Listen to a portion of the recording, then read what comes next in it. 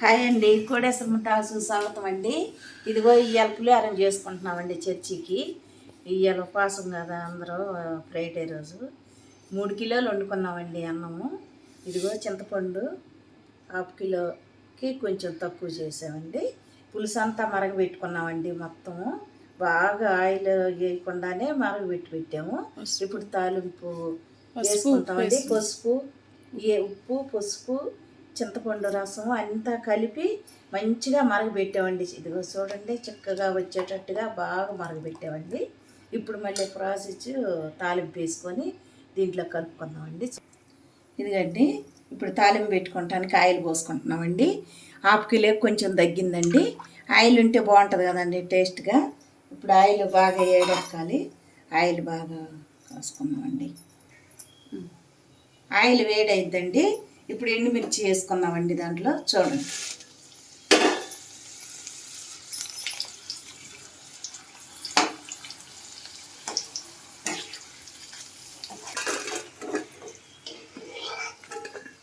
తీసుకున్నామండి.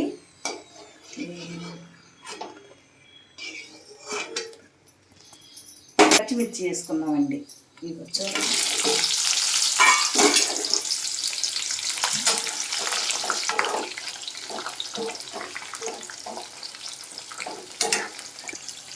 చూసారు కదండి.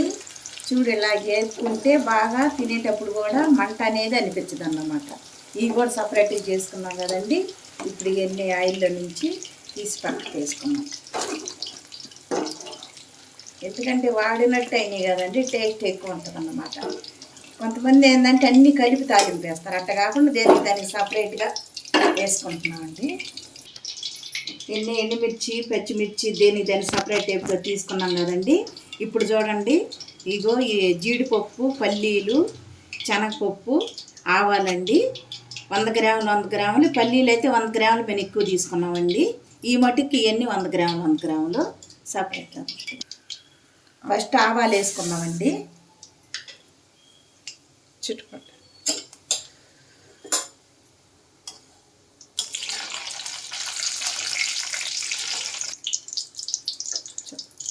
ఇవన్నీ ఆవాలు ఇప్పుడు ఎందుకు గ్రాప్ తీసుకున్నానంటే, ఆవాలు ముందేసి ఈ చిట్పట అంటాయండి. అందు గురించని ముందు ఆవాలు వేసుకుంటున్నాం. ఇప్పుడు వేసుకుంటున్నామండి.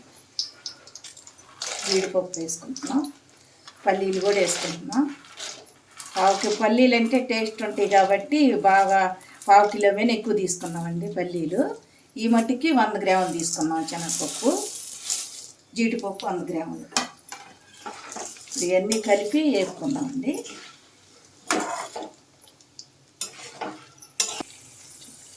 చూద్దామండి, అన్నీ కలుపుకున్నాం కదండి. ఇదిగో అన్నీ బాగా వేగినాయండి. కొంచెం కరివేపాకు వేసి స్టవ్ పై చేసుకున్నామండి. కలుపుకున్నాం, కొంచెం వేద్దామండి. ఎందుకంటే టేస్ట్ ఉంటుంది, సువాసన బాగుంటుందండి.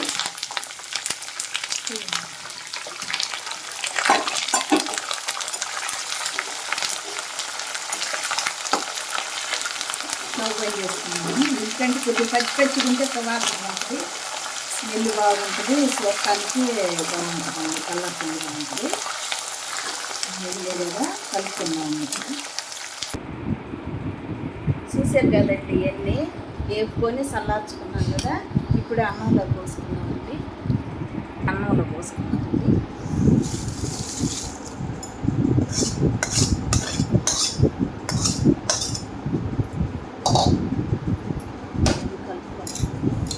ఎందుకంటే మిర్చి అయ్యేది ఎక్కువ కలిపి అయ్యిందంటే ఇది ఉంది. మిర్చి దాని అంటే బాగా ముందు కలుపుకున్నామండి.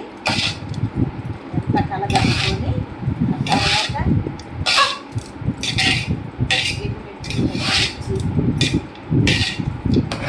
పసుపు ఉప్పేసి బాగా ఉడకబెట్టాం కదండి పులుసు. ఇప్పుడు కొంచెం కొంచెం పోసుకుంటా కలుపుకున్నామండి. బాగా కలిసేటట్టుగా కొంచెం కొంచెమే వేసుకుంటా మనం కలుపుకున్నామండి.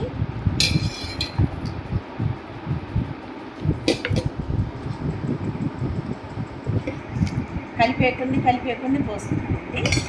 కొంచెం పోసే కదా, ఎట్లా కలిపేకుంది.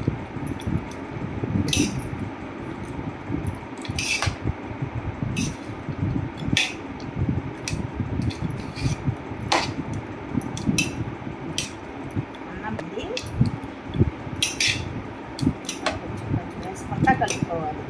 అంత ఒకసారి కలవాలి కదా, కొంచెం కొంచెం వేసుకుంటే కలిపేసి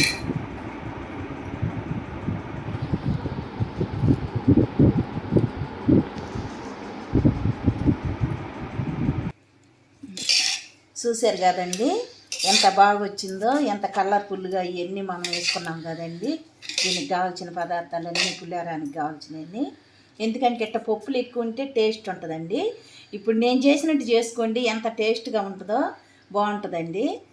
ఇప్పుడు పచ్చిమిర్చి ఎండుమిర్చి వేసుకుంది, ఎందుకంటే ఇవన్నీ వేసి కలిపామనుకో నుగ్గు నుగ్గు అయిపోద్ది. కలవకుండా ఇప్పుడు అంతా పులిహోర అంతా బాగా కలుపుకున్న తర్వాత అప్పుడు మనం ఒక ఉప్పు చూసుకొని, ఉప్పు కూడా సరిపోతే ఇంకొంచెం సాలకపోతే కొంచెం ఉప్పు వేసుకొని మొత్తం కలుపుకొని, అప్పుడు ఇవన్నీ మనం కలిపేటప్పుడు ఏంటంటే ఇవన్నీ నుగ్గు నుగ్గు అయిపోతాయి పచ్చిమిర్చి. ఇప్పుడు ఎంత మిశ్రమం అంతా చేసుకున్న తర్వాత వేసుకున్నామంటే బాగుంటాయి. కాబట్టి మనం పచ్చిమిర్చి కానీ తినడానికి బాగా టేస్ట్ కూడా ఉంటుందండి పులిహోరానికి.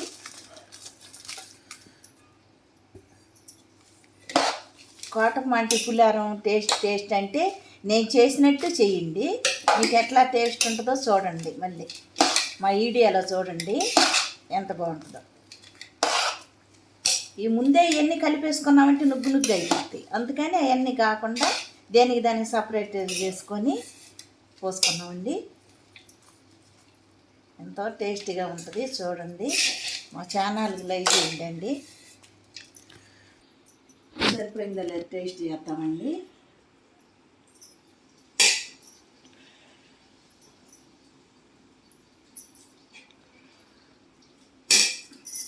అన్నీ పర్ఫెక్ట్గా సరిపోయాయండి. నేను చేసినట్టు ఇలా చేసుకోండి, ఎంతో టేస్ట్గా ఉంటుంది. నా ఛానల్ మటుకి లైక్ చేయటం తప్పకుండా చేయండి, మర్చిపోవద్దు. ఇది కానీ మీకు నచ్చినట్లయితే లైక్ చేయండి, షేర్ చేయండి, సబ్స్క్రైబ్ చేయండి. బాయ్ అండి.